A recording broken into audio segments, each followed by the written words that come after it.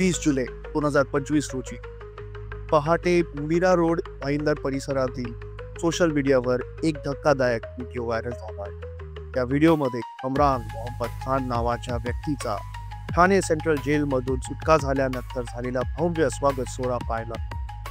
इम्रान खान हा 2021 मध्ये अंमली पदार्थ प्रकरणात अटक करण्यात आलेला आरोपी आहे.